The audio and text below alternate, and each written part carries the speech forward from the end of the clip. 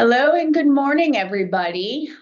Welcome to our webinar this morning. My name is Jen Clegg. I am the Client Services and Community Manager with the Kidney Foundation of Ohio. I appreciate you guys being on here bright and early. Just wanted to go over a few housekeeping slides before we get started with the presentation.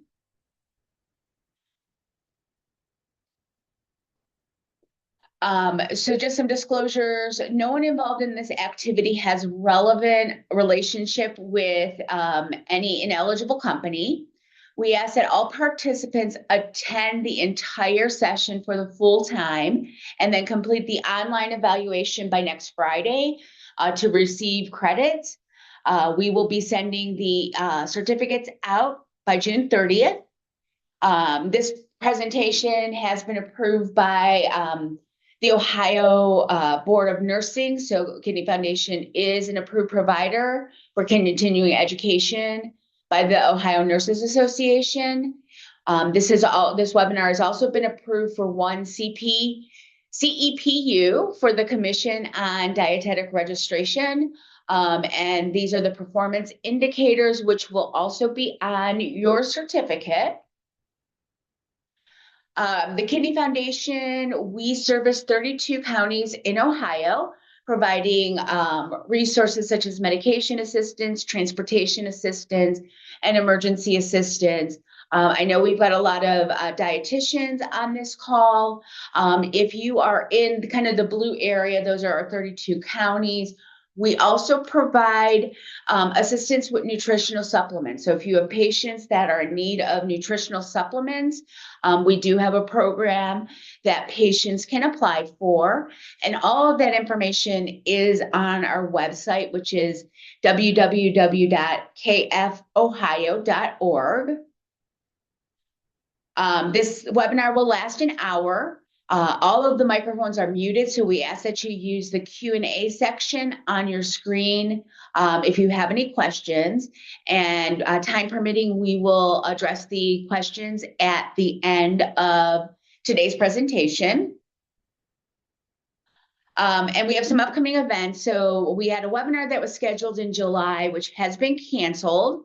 But we still have other events that are coming up. July 30th is our summer soiree. August 13th, we will be doing a chronic illness and addiction webinar. September 13th, which inadvertently was left off, is our harvest walk at Mapleside Farms. September 16th and 17th is our 51st annual renal symposium, which we offer up to 13.5 continuing education credits for dietitians, nurses, social workers, dialysis technicians, transplant coordinators. We have 1 hour of the Category A nursing law available on both days. And new this year, we will offer 1 hour of ethics for dietitians on Thursday. October 22nd, we will be doing a webinar on complement-driven glomerular pathies, diagnosis, disease management, and patient journey of C3G and primary IC-MPGN. On November 12th, we will be doing a webinar specific to kidney disease and diabetes. That one, again, will offer credit for dietitians. And finally, December 10th will be system barriers to transplant. So if you are interested in signing up for any of these webinars, you can go to our website. We will also be sending a recap email out at the end of this website where you will be able to log on, register for any of the webinars that any of the webinars, the walk, and the symposium. So at this time, I would like to turn it over to Maya Slusser, who is going to go ahead and start with the presentation. Okay, hello. Let me just make sure my camera's on. so that I can at least say hello virtually. Hi, everyone. So I'm Maya Slesser Hogan. I'm a registered dietitian, and I've been a dietitian, oh man, for way too long at this point. I've lost track of the years. And I am very excited today to be talking to you about hypertension. I will give you guys a quick heads up. I am on West Coast time, so it's about 5:30 in the morning. And I was telling Jen earlier, I have some lovely new neighbors who decided last night was the perfect time for a graduation party. And had a live band until about 10:30, 11. So if I'm a little bit slow on the jump today, I ask you to forgive me. We are talking about hypertension, which turns out to be a very complex topic of conversation. So let's go ahead and dive right in. Of course, my disclosures and our objectives today. So it's a short list, but it is very involved. Another warning, I guess, disclaimer. I tend to be comprehensive to a fault. So what we're going to do today is cover a lot of information. And I would say probably 75% of it you don't actually need to retain. What you really want to pay attention is the application at the end. We're going to go through a case study approach and how you would talk about these things with your patients. And you'll notice in that case study that I don't use any of the terminology that we're about to review or the mechanisms that we're about to go through in any detail. And that's kind of one of the nice things when we're tackling a complex topic is that it's nice to know the information because it helps roots us in the fact that the recommendations we're giving, recommendations maybe we've been giving for years, are still evidence based and that we don't need to go super in depth to be effective with our patients. So let's bring it to hypertension. As you can see, we know pretty well that hypertension is one of the leading causes of chronic kidney disease, and it's highly prevalent in our patient population. So this is data from the chronic kidney disease surveillance system that dates back from 2001 and goes through 2020. You can see that the rates of diagnosed hypertension have remained pretty high in our patient population, anywhere from about 60 to 90% of patients, depending on the stage of CKD. And of course, it's always a good reminder to look at what are our blood pressure categories that qualify someone for hypertension. And so remember, directly from the American Heart Association, when we're looking at, there's now stage one, stage two, and hypertensive crisis. And so it's not just hypertension anymore, but stages. And what's interesting, and maybe this is something you've also seen in practice, I find that hypertension is much like having an elevated glucose or an elevated A1C, where people will sometimes come into the hospital or to a doctor's visit and have very high blood pressure and not have connected that they have high blood pressure. Like they're walking around and maybe they have headaches that they've reported transiently or other symptoms that they haven't connected to their hypertension, but have been kind of getting through life. So similarly to when we see someone come in with a very high A1C or very high blood sugar, and you go, "How are you walking around?" And that's part of the reason why hypertension is called the silent killer. Because, and it's happened to me a number of times working with clients and patients who, overall think they're pretty healthy, and then go do some labs for a consult session with me and have high blood pressure. And it persists even at follow up. And so then they're diagnosed with hypertension, which they've probably been dealing with for a very long time. So in terms of blood pressure targets, we're going to turn to KDIGO and KDOQI for their recommendations. And they do give us pretty clear BP targets for CKD and our kidney transplant recipients. So if you're working in transplant, that's a good thing to keep in mind. One thing I'm going to highlight here, the kidney transplant recipient blood pressure is a little bit higher, um, and both are going off of a standardized office blood pressure, which we're going to touch on more in a moment because that's a really important um, thing to pay attention to in terms of the process. In terms of dialysis, there's actually not really strong evidence that helps us create a guideline clearly defining blood pressure targets for a patient population. In 2004, the Kadoki guidelines were to make sure that pre-dialysis blood pressure was below 140 over 90, and post was less than 130 over 80, which is still higher than normal. Um, it's also important to remember that pre and post, or really any blood pressure taken in the dialysis clinic, is not able to be used to diagnose or manage hypertension, right? We know that high blood pressure is not necessarily the same thing as hypertension. It could be a result of volume overload. Although, when you think about the implications on health, they're pretty much the same. So, it's still very important to get that volume under control and get their blood pressure down. But it doesn't necessarily qualify them for a hypertension diagnosis. To get a hypertension diagnosis, typically what someone is required to do is get that office blood pressure taken. And that's exactly what it sounds like. It's taken in a doctor's office or maybe at a routine visit, or at a lab draw if they're going to like an independent clinic or an independent site for a lab draw. There's not as a strong association between that office BP and cardiovascular and renal outcomes, especially when compared to the gold standard, which is ambulatory blood pressure monitoring. But this is the least expensive route and the one we have most access to. One thing I want to remind everybody, if you are ever having your blood pressure taken or you're observing a patient have their blood pressure taken in an office, is that the process is well established to get an accurate measurement. And one of the things that can get missed, for example, is that 5 minutes of quiet rest before the blood pressure is taken.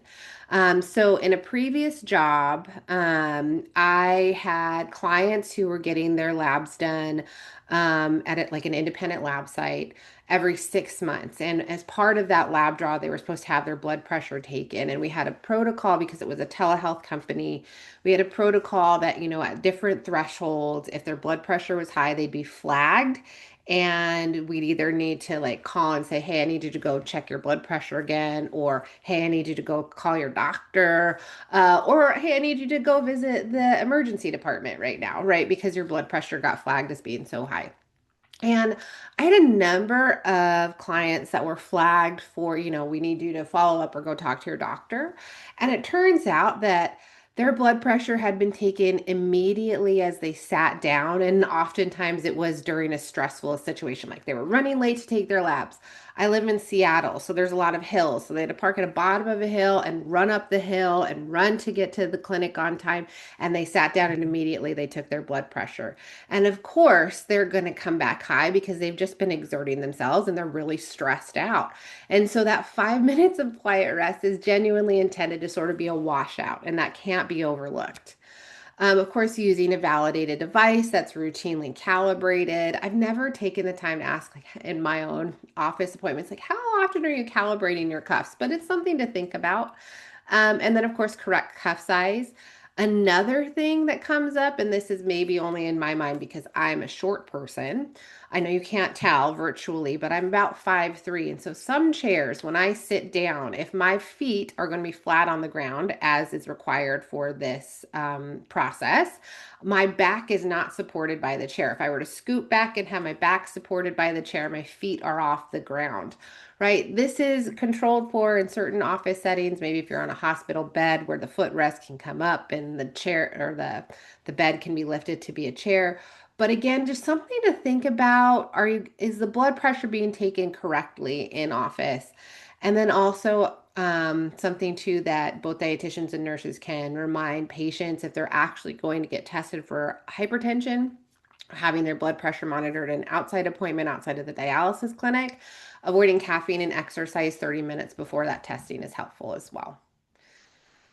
Now, that all being said, the gold standard is actually the ambulatory blood pressure monitoring, which is nice because it records your blood pressure for a 24-hour period. It takes readings every 20 to 30 minutes. So you get a range of the human experience and what your blood pressure is doing during that time. It has superior prediction for all cause and cardiovascular mortality. Unfortunately, it's also very expensive and is not typically covered by insurance. So you won't see this done very frequently. A couple terms also that is helpful to be familiar with: masked hypertension and white coat hypertension. They're kind of the opposite of each other. Where masked hypertension indicates that someone has normal blood pressure in their office visit, but then when they leave, their blood pressure is actually going up. And this is actually occurs in about 10 to 30% of patients with CKD. So again, that means it could be missed or prolong their diagnosis, which means prolonging diagnosis means prolonging their access to treatment. And as we're going to talk about, there's some treatments that can help slow down the progression of CKD. White coat hypertension is the opposite, where the blood pressure is elevated in the presence of a healthcare provider, but it's normal when they're out of the office. So feeling sort of that stress and anxiety during their doctor's visit can cause that blood pressure to go up. And we see that in about 10 to 20% of patients with CKD. And then resistant and refractory hypertension really come down to the amount of medications being used and the types of diuretics. So resistant hypertension means that a patient's been prescribed at least three antihypertensive agents, one of which is diuretic, and they're still not getting good blood pressure control. And then refractory hypertension is when they're receiving more than, or at least three antihypertensive agents, and they've got a thiazide type diuretic and a spironolactone as well. All right, so those are the terms. That's kind of the baseline. Let's talk about the process, the pathophysiology of hypertension. And you can see here, it's complex. And this is one of the things that I have identified in practice in working with people to bring their blood pressure down. It's not just one thing that they have to address to really get it under control. Now, of course, medications can do a lot, but medications work better when you are being holistic about your approach. So, diet and lifestyle coming together with that medication management to control hypertension in a meaningful way. So we're going to talk about these, not all of these exactly, but we'll reference kind of all of these as we go through. And again, this is the part where your eyes might glaze over and you're going to say it is before 9 o'clock in the morning, and maybe I don't want to be thinking about the renin, angiotensin, aldosterone system. But I want this to just to be in the back of your mind again as a reminder that the recommendations you're giving your patients are rooted in mechanisms that are actually going to benefit them for their long-term health. So let's talk through these. We're going to start off by talking about the renin, angiotensin, aldosterone system, or the RAAS.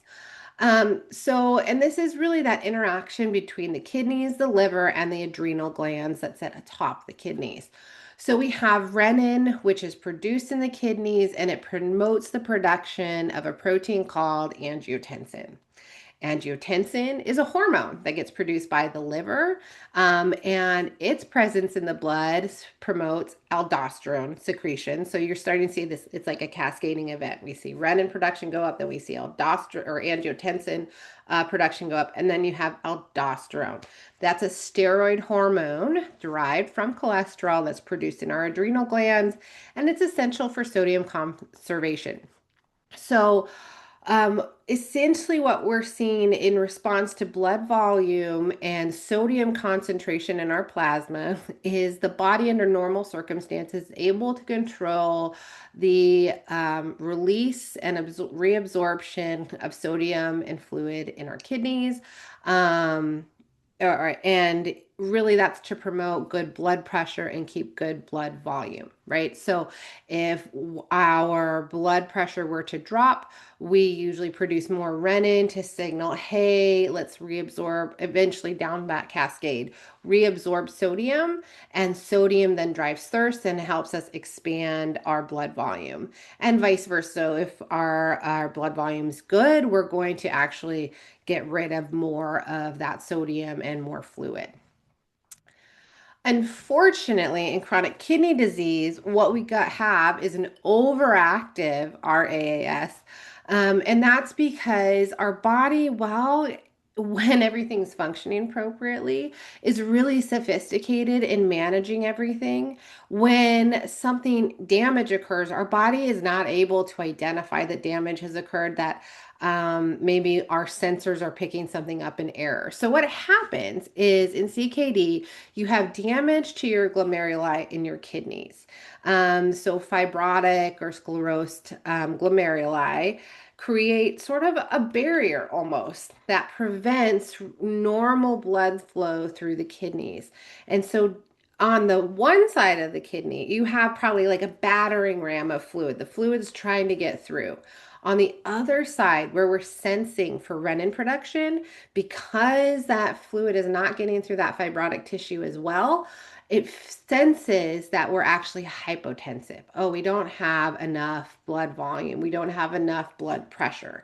And so that is what's going to stimulate renin production. So it's not actually a true loss of blood volume that we're accounting for, but that's what how the body's primed to notice those signals, is that downstream mechanism. And so it kicks off renin production, which leads to angiotensin 2 being increased in circulation, which is going to cause vasoconstriction. One of our mechanisms, if our blood volume drops, is to constrict. So we keep blood pressure. Keeping a healthy blood pressure is so important because our body relies on hydrostatic pressure to move nutrients, including oxygen, out of our plasma and into our cells. So if you have low blood volume in a large diameter blood vessel, it's a very weak hydrostatic pressure, and you may not push enough nutrients, especially and things like oxygen, out into the tissues. So you could become you can lose oxygenation. So it's a great mechanism. It constricts so that we keep that blood pressure and that hydrostatic pressure. But it's only great if you actually have low blood volume. If you already have a high blood volume and your body's misreading the signals, now you've just constricted it even tighter and you're going to really raise that blood pressure even higher. Angiotensin 2 also promotes sodium reabsorption in the proximal tubules. This is important for volume expansion. Again, the body senses that we don't have enough volume. By increasing sodium, it drives our thirst measures. And this is something that persists even in the setting of kidney failure. And that sodium will drive thirst to bring in fluid to expand our volume. And then we also see it act as a stimulant on the sympathetic nervous system. Anytime you see activation of the sympathetic nervous system, you should be thinking increase in blood pressure, right? This is our fight or flight system that's going to drive up blood flow so that we can deal with our situation in front of us, but it also can be activated in the setting of hypertension. The body's trying to stimulate us so that we survive this potentially horrific event that our body's going through. But again, this is all happening inappropriately because actually our blood pressure is fine. It's just our kidneys are messed up and can't get the appropriate blood flow.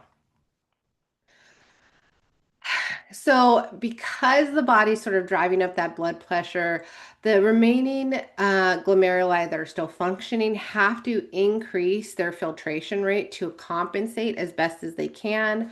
And we get systemic arterial blood pressure being increased to bolster perfusion through perfusion pressure to increase glomerular filtration rate.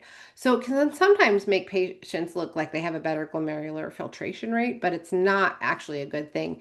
And that high blood pressure acts as sort of a battering ram against those tissues and continues to damage them further, which is again why we see so much of our patients with hypertension developing CKD in the first place. Insulin resistance is another factor here. So we often think about that in terms of glucose management, but it actually does a lot of other functions, including things like nitric oxide synthesis. And what they found is insulin resistance does contribute to increasing blood pressure by enhancing tissue angiotensin 2 and aldosterone activities. So kind of similar the way it helps improve glucose absorption into the cells. You get it kind of interacting with angiotensin 2 and aldosterone to increase that sympathetic nervous system activity and increase oxidative stress. And it also affects nitric oxide synthesis, which we're going to talk about more on the next slide. So it's also no wonder too that you see that trifecta sometimes of hypertension, diabetes, and CKD all happening together. And then endothelial dysfunction, so dysfunction of those cells that ultimately will lead to vascular remodeling or atherosclerosis. One of the big problems that develops, or one of the hallmarks of endothelial dysfunction, is impaired nitrous oxide production. So, nitrous oxide is our major vasodilator. It's what's telling our blood vessels to relax. You want them to be more elastic, sort of ebb and flow a little bit with the blood pressure. You don't want them, and they aren't going to be like so elastic that they don't respond to the hydrostatic pressure of our heart pumping. But you want them to be able to sort of take that pressure without damage. And so if you don't have NO, your cells, your blood vessels become much more rigid. And because of that rigidity, they're more prone to damage. And you can have that development then of damage, which creates inflammation, which creates oxidation of our LDL cholesterol, especially. And that is the first ingredient for plaque formation, leading to atherosclerosis. If you have appropriate nitric oxide production, the body's actually primed to inhibit platelet aggregation and smooth muscle cell proliferation. So, really, it's sort of a compounding issue as nitrous oxide is impaired. You lose not just the elasticity, but also the mechanisms that prevent that atherosclerotic buildup. And then as you develop atherosclerosis, and you have this permanent structure narrowing the blood vessels, which again is not a good thing. So you have rigid, narrow blood vessels, which begets more damage. And then poor sleep. This is one is often overlooked, and honestly, one of the things that I've worked on a lot with clients and patients in the past, kind of overlooking the value of sleep. Abnormal sleep patterns do stimulate our sympathetic nervous system and inhibit our parasympathetic nervous system. The rest and digest mode is your parasympathetic nervous system. Your fight or flight mode is your sympathetic nervous system. So one's like really going to amp you up, and one's going to help your body relax. So, if you have just short-term sleep deprivation or moderate sleep deprivation, that's associated with increased daytime diastolic and systolic blood pressure. Sleeping less than 6 hours is also associated with increased blood pressure and higher risk of hypertension. And you have your sleep loss and insomnia are also mechanisms to activate your sympathetic nervous system and inflammatory pathways. So, poor sleep should not be overlooked. And you think about in our patient population, how many people report sleep disturbance? It's quite a significant amount based on the literature, at least half, if not more. So, what we see essentially from all these things contributing to that pathway to hypertension, you see more inflammation, vasoconstriction, vascular stiffness, vascular resistance, reduced vascular diameter, damage, and reduced nitric oxide. So, again, this is not just like one pathway to hypertension, this is multiple pathways, which is why we look at a more holistic and comprehensive approach to management. Of course, typically leading off with medication management, but I'll tell you, depending on the stage of hypertension, the patient's motivation, and their health literacy, they may choose to hold off on medications for a time. I've had clients who've done that in the past where they say, no, I want to take, the diet and lifestyle approach before we get into medication management. For our patients with ESRD who are on dialysis, that's probably not going to be an option for them. They will likely already be on medication, I'm guessing, by the time they get to. So let's talk about these a little bit. We're not going to talk about everyone in great detail. It's just sort of a refresher for what's out there and sort of some heads up.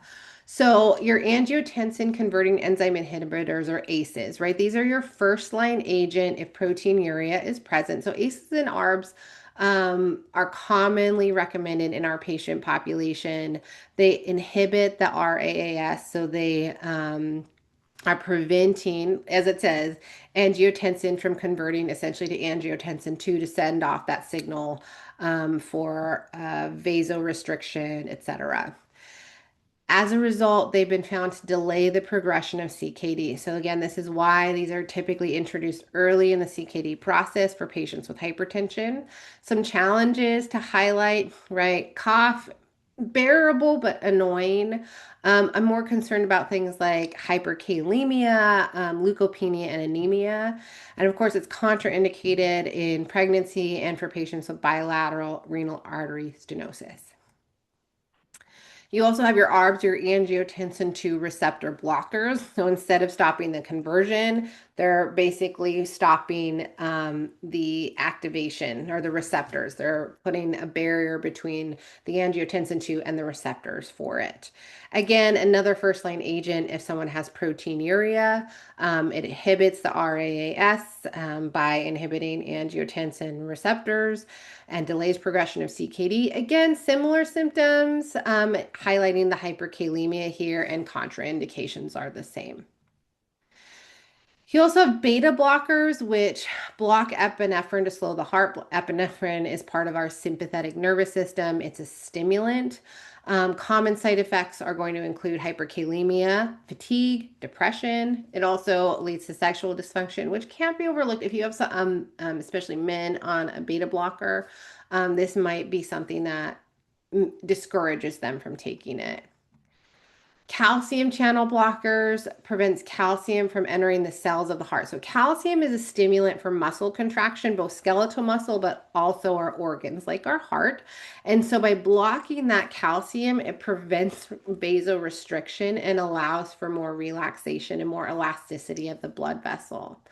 So, the dihydropyridine has symptoms or common side effects of edema in the lower extremities and gingival hypertrophy. In the non-dihydropyridine, you see more constipation. And then alpha blockers also act on the sympathetic nervous system by preventing norepinephrine from contracting the arteries and veins. So again, promoting vasorelaxation. Common side effects here are orthostasis. One of the things I'm going to comment regarding medications is that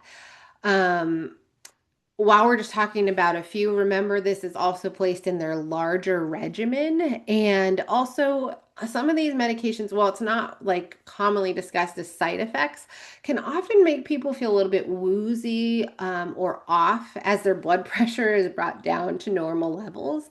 And speaking from not my own personal experience, but someone in my life, my dad, who's had 2 strokes in the last 5 years, I remember about 6 months before his first stroke, he told me, and I shouldn't laugh, but it's just and just a little ridiculous.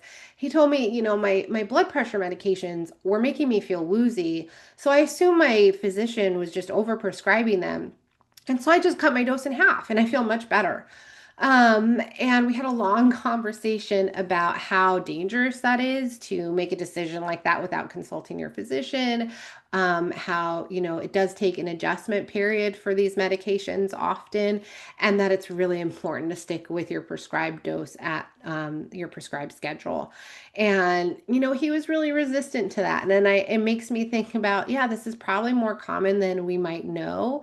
That patients sort of just stop taking their medications or alter their dose based on how they're feeling. And part of that we do want to recognize, right? We want patients to be the experts in themselves, but sometimes we need to make connections for them. And for me, what that was a signal of is just he wasn't fully prepared for taking those medications. It seems silly, but having a conversation up front that says, hey, you're going to feel woozy when you start this medication, and there is an adjustment period.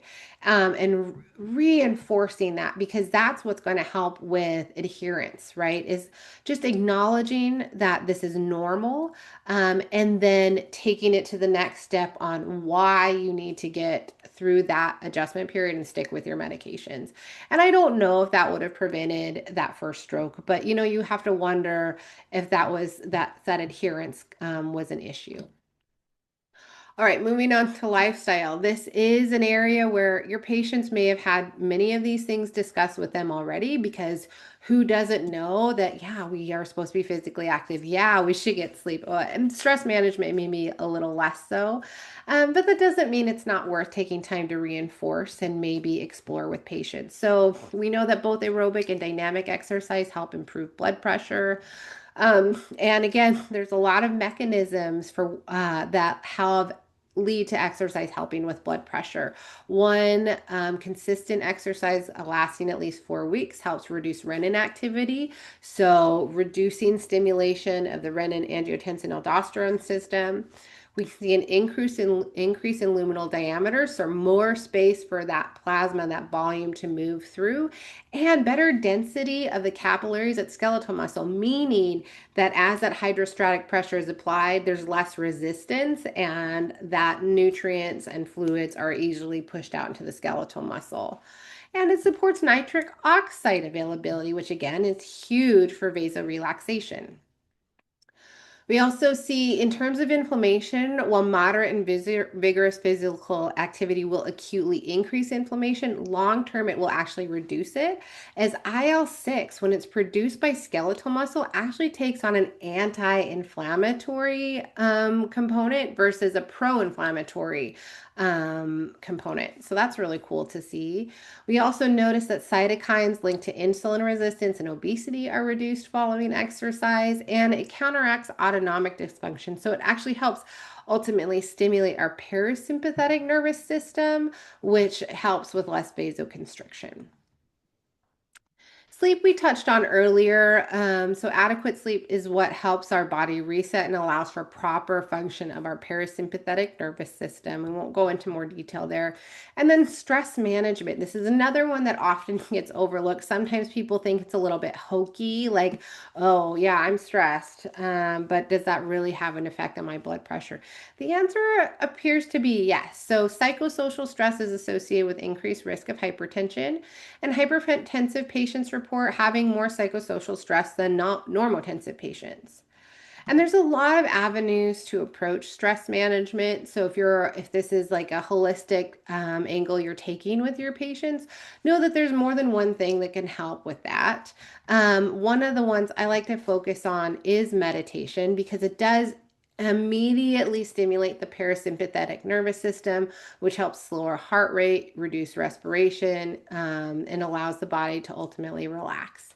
The literature has identified that one session of meditation can acutely reduce blood pressure, and regular meditation, even 10 to 15 minutes a day, can help with blood pressure, but also mood, pain management, and cognitive function, among other things.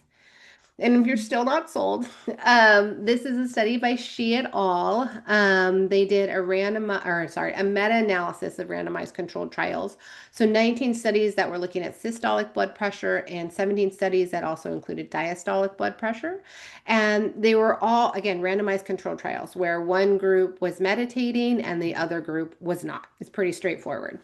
And they found that in terms of systolic blood pressure and both systolic and diastolic blood pressure, the meditation group, the intervention group, had an improvement, a reduction in their blood pressure, whereas the control group, especially in the systolic, their blood pressure actually got worse.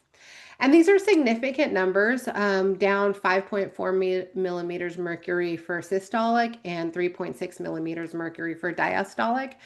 They found that if you can just reduce blood pressure, systolic blood pressure, by 3 millimeters mercury, it has a noticeable impact on stroke mortality and coronary heart disease mortality risk. And again, this isn't going to be the one solution for solving hypertension. It is, again, supposed to be a holistic approach. So something that can be added on to someone's regimen to bring their blood pressure under better control. Oh, excuse me. Okay, so then there's nutrition management. I'm going to summarize this more briefly. I have a lot of presentations. I do monthly webinars for nurses and dietitians through PCA, and we cover a lot of these topics in more detail elsewhere. So I'm not going to obviously dive too much into this, but just know that our harmful dietary patterns, which tend to be high in sodium, saturated fat, and added sugars, as well as low in fruits and vegetables, are harmful to our blood pressure and our cardiovascular health. And this is typically what's described as our Western diet, whereas we see that plant-dominant diets that are rich in polyphenols and unsaturated fats, like the DASH diet, tend to help blood pressure. In fact, the DASH diet, when adhered to consistently, may lower resting blood pressure in systolic by 11 millimeters of mercury and diastolic by 5 millimeters mercury. So again, we see that additive approach. Al conducted an umbrella review, which is a review of systematic review. So a really huge N here. And essentially what they identified is that the DASH and Mediterranean diets, which are really plant dominant, were effective for reducing blood pressure. Similarly, reducing dietary sodium and moderating alcohol were associated with blood pressure improvements as well. Why are these plant dominant diets so helpful? Well, they're very nutrient dense in some key nutrients, including potassium, magnesium, naturally occurring nitrates, omega-3 fatty acids, and also we can't overlook the importance of proper hydration. So potassium helps relax our blood vessel walls. And I always remind people, so there's a huge concern about giving people foods that are high in potassium and phosphate. And I'll tell you that when it's coming from whole food plant sources, so not processed like fruit juices or dried fruits, but whole food plant sources, the bioavailability is much lower than we think it is.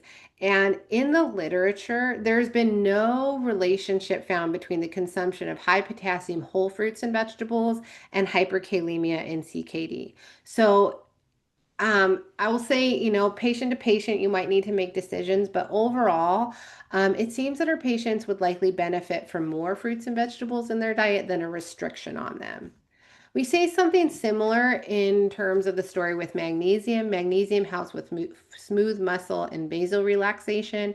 It also plays a role in blood sugar management.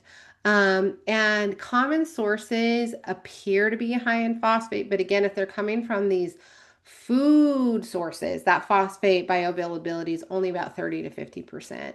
And so legumes, nuts, seeds, whole grains, and leafy green veggies are things that patients may benefit more from incorporating than restricting.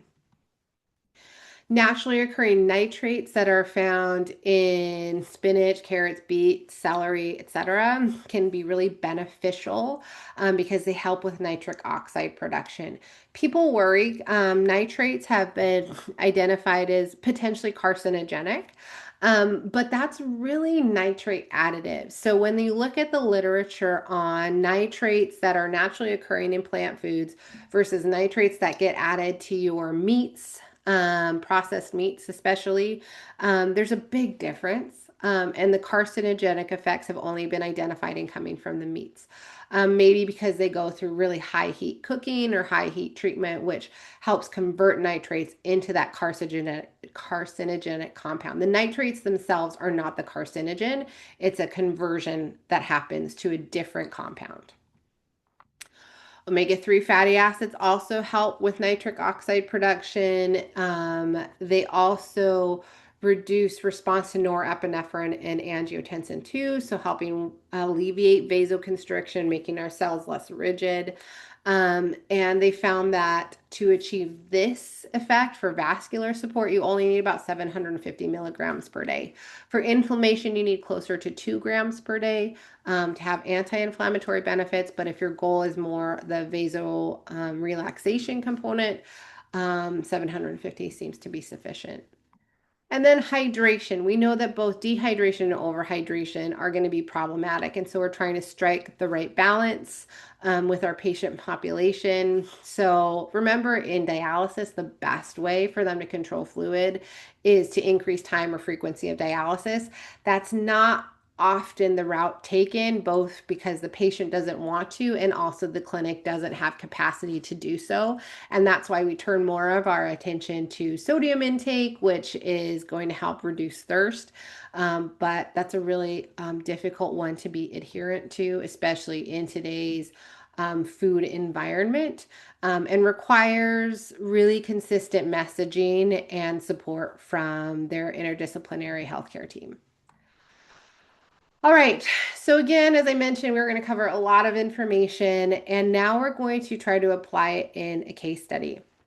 Um, when we are approaching our patients, I always invite us to think about using behavior change tools. And one of the biggest things you can do if you're not sure what that means, is to use the language of behavior change, as I like to call it, which is open-ended questions, affirmations, reflections, and summaries.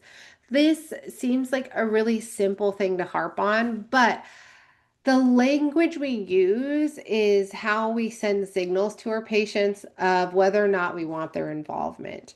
And so as we talk through Eric's case study, I'll try to point out where we're using that language of behavior change and how we're applying some of the techniques of things like motivational interviewing and other behavior change theories. Because again, hypertension is really, as we just talked about, very complex. And you're never going to be able to have someone change all of their behaviors at once.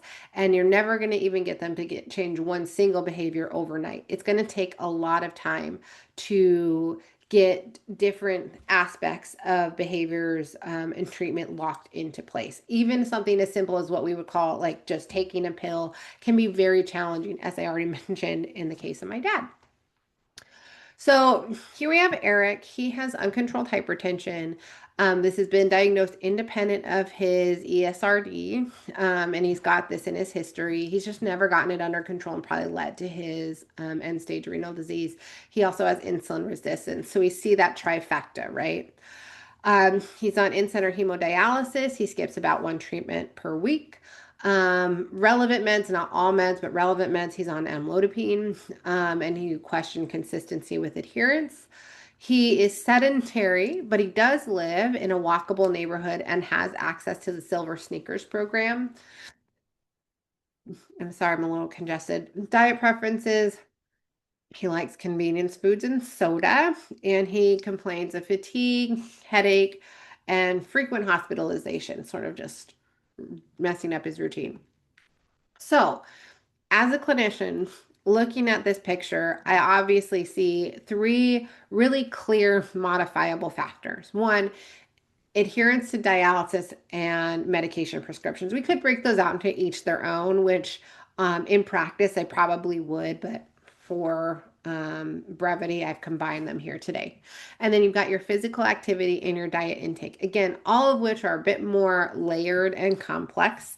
But we're going to talk about these first. Now, before we get to that, one, I'm not going to talk about all these modifiable factors with Eric. There's a chance I never talk about all these factors with Eric. It depends on how long and how much he can take on for one of these things. And how am I going to determine which of these things he works on? Well, the fact is, if we're taking a behavior change motivational interviewing approach, I'm not going to decide which one he takes on. I'm going to know that these are the things that can influence his blood pressure that we could start working on. But I'm going to let him choose the overall direction. So he gets to be the guide. Where do we go? What direction do we move in? Which path do we move down? My role in the conversation is to keep him on the path. We're not trying to travel out into the weeds. We're trying to really focus in on where can you go from here and what can be done. We're also going to make sure, especially if we're counseling him, say during his hemodialysis session, they're going to keep it simple because that's the time that's been identified as patients having the worst cognitive function. Actually, during the dialysis session tends to be just the worst time to do any type of counseling, but oftentimes that's when we have access to the patient, especially if you're a dietitian. And then we're going to present options. We're not going to make demands or give him a task list or just give him a handout and say, eat differently or do this exercise or just take your medications. We can't do that with our patients. One, they're not going to adhere to us. Two, it's not going to build rapport. And three, it's a little insulting. And I see this happen so often. It's one of my greatest pet peeves. And I know this probably happens less in the dialysis clinic, but do a little check for yourselves, just in case, the number of times you've gone to a patient and said, here's a list of foods to avoid, just work on that.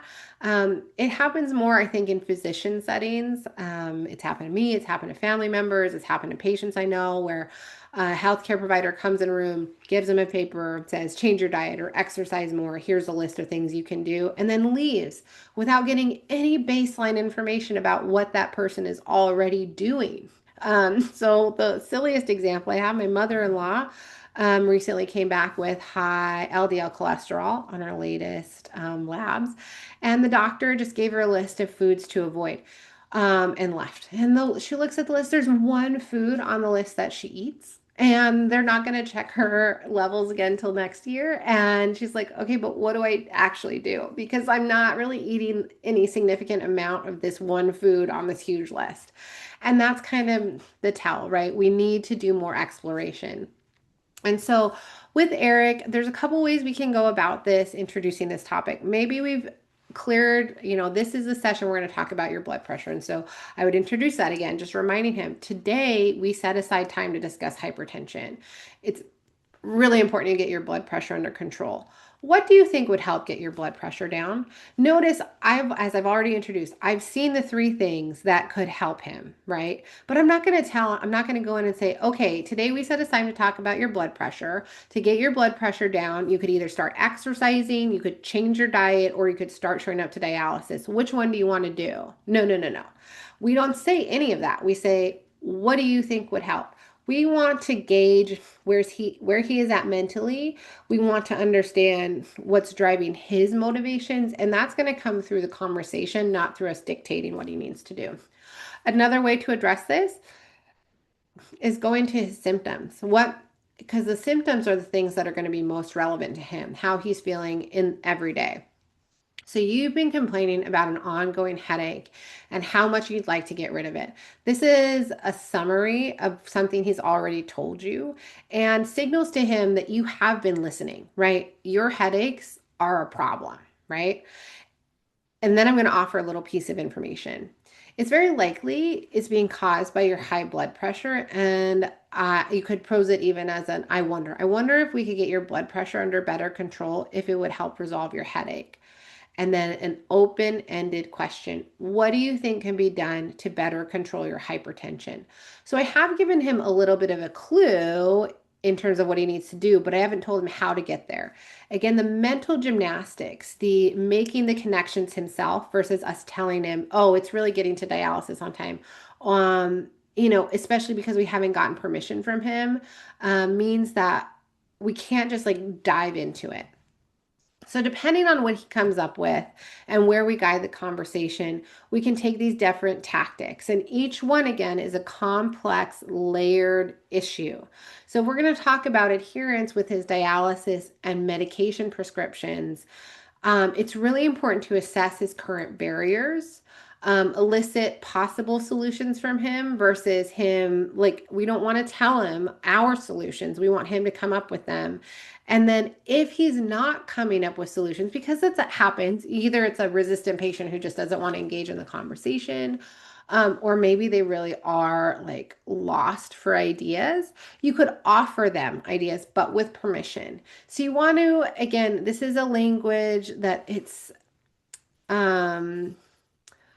it seems so simple, but these are the small signals that we send our patients that say, hey, I'm here to work with you, not dictate to you, or I'm not lecturing to you. I really want to hear you. I want to collaborate with you. I want to take your most important thing and make it my most important thing. Even though in the background we have our guidelines, we have our metrics that we're paying attention to, but I can guarantee you your patients don't care about your metrics. So if you really want to start moving the needle, you have to just meet them where they're at and help them engage by focusing on the things that are important to them. Now, as you work through these, remember you're always going to be setting up SMART goals to help solve his problems. And SMART meaning specific, measurable, achievable, relevant, and time bound. And then, of course, setting the expectations for follow-up is really important.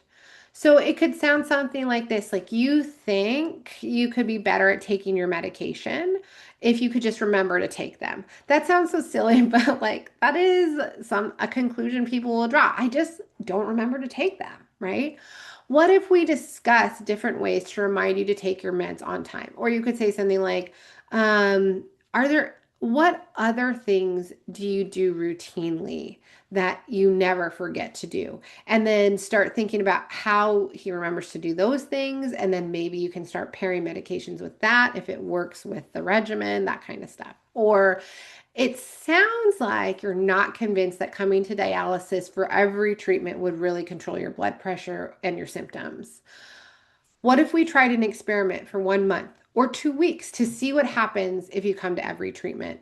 I've had a lot of patients who are resistant to coming to dialysis. When I worked in transplant many years ago, I mean, I had a patient who'd go once a week, every other week, because he was having such side effects from the treatment itself that he was convinced it was more harmful than helpful to him. And he was trusting his body. My body tells me this is bad for me. Um, and that's something that's really hard to work around, but it doesn't help you to say you're wrong. It helps you to explore that with the patient.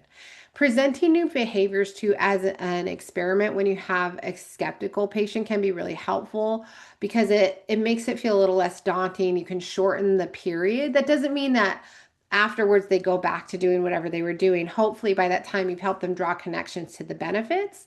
And one of the ways you can do that is letting go of some of our routine objective measures and talk about things that are more subjective using Likert scales. So on a scale of 1 to 10, how severe is your headache today? And then as he's increasing consistency with hemodialysis, help rate the severity of his headache and see if the needle moves. And you will be the one that has to track that. He is not going to remember if last week he told you his headache was an 8 and be able to compare it that this week it's a 5. Unless you say, oh, it's interesting you say it's a 5 this week because last week you said it was an 8, right? And so you want to keep track of those things in your notes, session to session.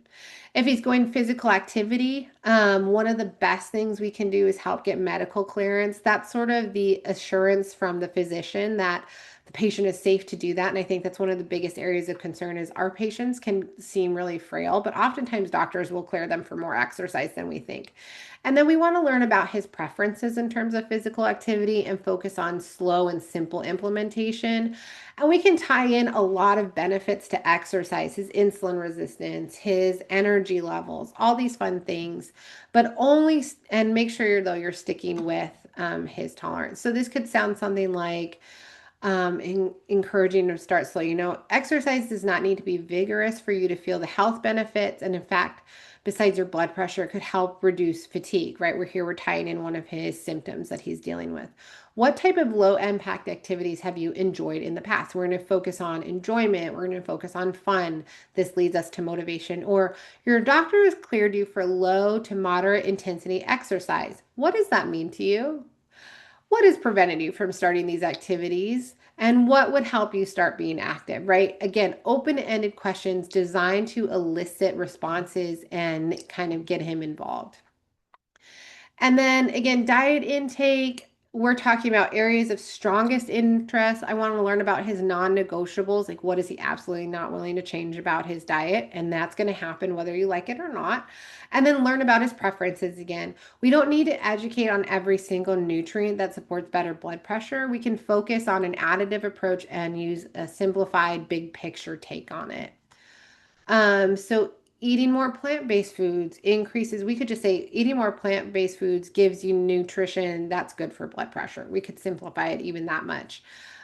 Where do you see opportunities to eat more vegetables, fruits, or whole grains in your diet? Now, I know that's going to open a can of worms for a lot of patients because they might say, I've been told not to eat those foods for so long. And here's a great time to dispel some of that outdated information. Or you could say, I notice a lot of your meals are frozen entrees. What have you noticed about the sodium content of these foods, right? And then we provide a little information. Eating too much sodium can raise your blood pressure and make you thirsty, which leads to fluid overload. What do you think about trying lower sodium options? And then that might kick off a whole conversation about where you identify maybe salt taste dysfunction or something. What I'm doing there is an provide illicit exchange where you're giving just a little piece of information, not the whole lecture, but a little piece of information to signal value in making the change. But then I elicit a response from him to ensure that he, one, is taking in this information, but also allowed to respond and choose, which direction he wants to take this conversation. We're not going to explain too many details at any one time. We're just really going to take a little pieces and give them to him one at a time. All right, so in wrapping up, remember that hypertension very highly prevalent in our patient population, and the cause is multifactorial. They likely need to make more than one change to get their blood pressure under control. So that holistic approach with medication management, diet, lifestyle, to see that lasting improvement. And when we're working with these patients, remember, we really need to meet them where they're at. So think about their preferences and their priorities, and target those things to get them motivated and engage them in their health management. Here's some articles. I enjoyed reading it as I prepared this presentation, and of course, several references. And I can go ahead and open it up to questions. Okay, let's see what I've got. How does clothing affect BP? Overlight shirt versus coat, sweatshirt. So I am not an expert in taking blood pressure, but I do know a light. So think about when you're taking blood pressure, what the machine is doing or what you're listening for. Oh, Jennifer Clegg, if you would like to also step in, or if someone else wants to step in, but you have to think it's sensing your blood pressure. So if you're wearing a thick coat, or thick anything, it's going to block that sensation. It may also affect how much pressure is able to be applied to the blood vessels. And yeah, so you definitely would not want to have a thick coat on there. And I apologize, that probably should, I don't know if it was actually addressed in the protocol, but definitely something to think about. All right, I know we're at time, but if you have any questions, if you want to put them in the Q&A, that Maya can answer.